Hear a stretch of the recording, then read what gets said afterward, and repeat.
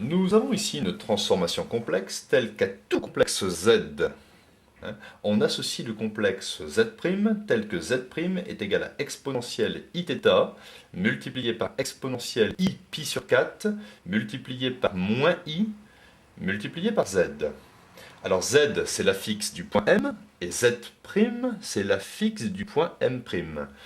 On sait que θ est un angle variant entre 0 pas pris jusqu'à pi sur 2 pas pris. Il faut ici évaluer l'angle entre les vecteurs U et OM'. Alors je vais ici, à partir de cette relation, écrire l'argument de Z' sera égal à l'argument de exponentielle iθ multiplié par exponentielle i pi sur 4 multiplié par moins i multiplié par z.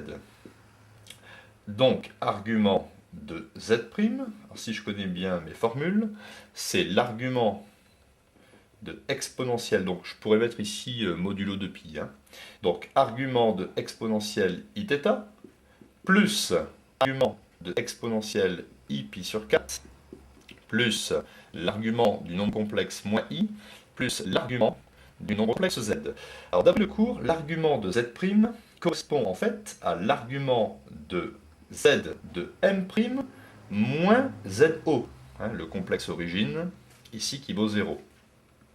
L'argument d'une forme ici exponentielle, c'est θ. L'argument d'une forme exponentielle, c'est ici pi sur 4, donc θ plus pi sur 4. L'argument de moins i, étant donné que moins i, si je place le complexe, c'est 0 moins 1. Donc, pour aller chercher 0 moins 1, ici, j'ai un angle de moins pi sur 2. Moins pi sur 2.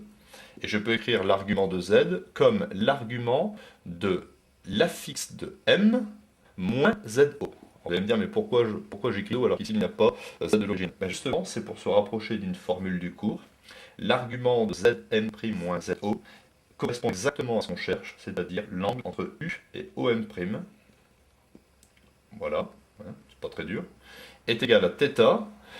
Pi sur 4 moins pi sur 2, ça me donne pi moins 2pi moins pi sur 4.